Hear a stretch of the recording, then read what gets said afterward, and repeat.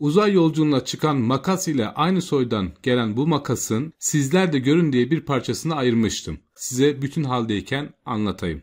Paslanmaz çelikten imal edilen ve oldukça güçlü duran bu makas Apollo 17'nin Ay'a yolculuğunda kullanıldı. Ronald Evans Ay yolculuğunda makası elinden düşürüyor ve havada yanında uçarken görüyoruz. Sonrasında makas çok ünlü oluyor. Burada uçarken diyoruz fakat aslında yer çekimi olmadığı için havada asılı kalıyor. Neyse, Wake marka bu makas ve buna benzer olan diğer makaslar en çok tıp alanında kullanılıyor. Pansuman makası, alçı makası, kumaş makası mantığı ile üretilmiş. Kalitesi, işlevsel oluşu ve dayanıklılığı sayesinde uzayın ve ayın zorlu şartlarına da karşı koyabileceği düşünülmüş. Size Apollo 17'den bahsedeyim. Apollo 17, Apollo projesinin son projesi değil. Bundan sonra 18 projesi de tabii ki var. Fakat Apollo 17 Ay'a yapılan son yolculuk. Apollo 18 ve sonraki Apollo projeleri fazla masraflı ve getirisi olmadığı için iptal ediliyor. Apollo 17 yolculuğunda kullanılan bu makaslar son başarılı proje olması nedeniyle daha da önem kazanıyorlar. Çekilen yolculuk fotoğraflarında görüntülenen makas, sosyal medyanın yani iletişimin ve teknolojinin gelişmesiyle sonradan daha da önem kazanmaya başlıyor ve insanlar bu makasa sahip olmak istiyorlar. Çılgınlık, inanamazsınız. Elimde tuttuğum 1953 yapımı iken Apollo 17 ise 7 Aralık 1972 tarihinde Ay'a yolculuk yapıyor. Arada 17 yıl gibi bir süre var. Bu bize markanın kendisini kanıtladığını ve seçildiğini gösteriyor. Kim bilir belki de ortada çok fazla üretici yoktu. Sizlere biraz Wake markası ve makastan bahsetmek istiyorum. Şu anda bu firmaya ulaşmanız söz konusu değil. Yıllardır ortalıkta gözükmeyen bir firma. İnternette arama yaptığımda alakasız sonuçlar buldum. Ve yeni model cerrahi aletlerle ya da ürettiği makaslarla karşılaşmadım. Sanki Apollo projeleri hariç bu makaslar pek kullanılmamış, satılmamış ya da insanlar tarafından keşfedilmemiş gibi. Apollo 17 makasının boyutu 8 inç. Yani yaklaşık 20 santim. Ağırlığı ise 227 gram. NASA parça numarasını internet üzerinden bulabilirsiniz. Videodaki makasımız Apollo 17 uçuşunda mürettebata verilenlerle birebir aynı. Yani aynı fabrikadan çıkmış.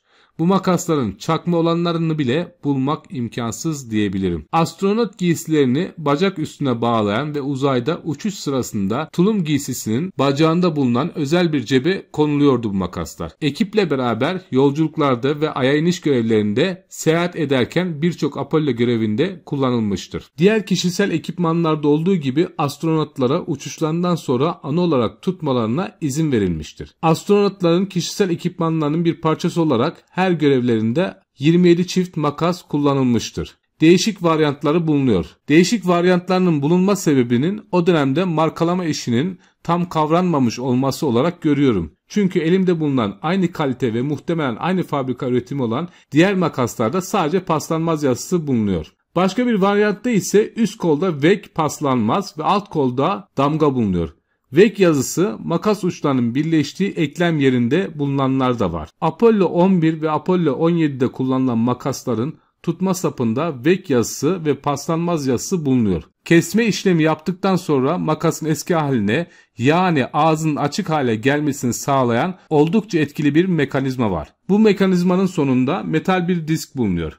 Bu disk makasın ilgili mekanizmasının daha kolay çalışmasını sağlarken yıpranmanın da önüne geçiyor. Bu makaslara nasıl sahip olunur derseniz araştırdığınızda sadece müzayedelerde zamanda satılmış olduğunu görürsünüz. Herhangi bir alışveriş sitesinde bulmanız pek olası değil. Ben bulamadım. Yani sonradan birisinin eline geçer ilanı koyar bunu bilemem. Fakat şu anda yok. Uçuşlarda kullanılanlar zamanında müzayedelerde değişik fiyatlardan satılmış. 3000 dolara satılan da var, 104 dolara satılan da var, 5000 dolara satılan da var. Ve hatta 31.000 dolara satılan da var. 26.000 dolara satılan da gördüm.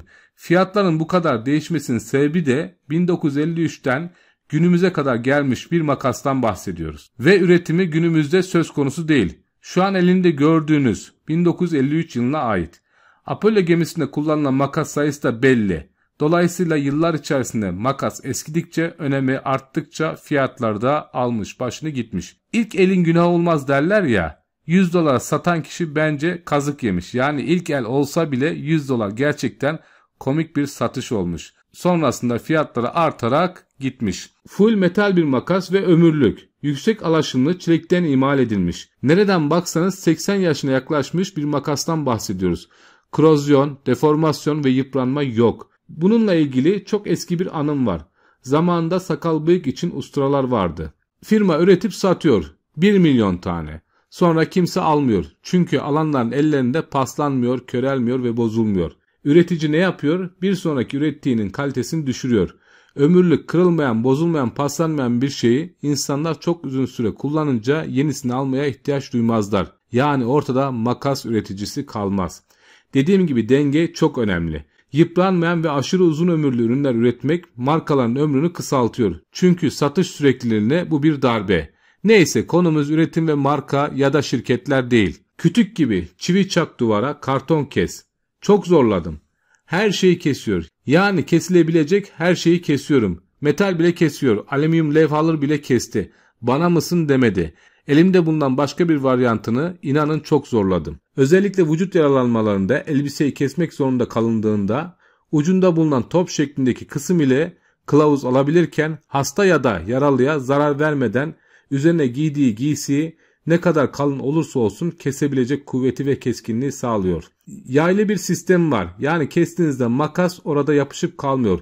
Çok iyi akıl etmişler. Her işinizi yapıyor. Kablo bile soyuyor. Bu kadar özellikle hani torun çekici gibi bunu alan kişi makasın güçlerine erişiyor.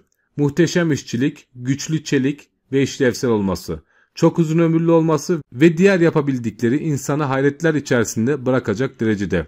Apollo makası yani VEC makası hakkında anlatacaklarım bu kadar. Umarım bu konuyu araştıranlar için güzel ve faydalı bir içerik olmuştur. YouTube kanalıma abone olarak destek verirseniz sevinirim. Başka bir videomuzda görüşmek üzere. Hepinize sağlıklı, mutlu ve güzel günler dilerim. Hoşça kalın.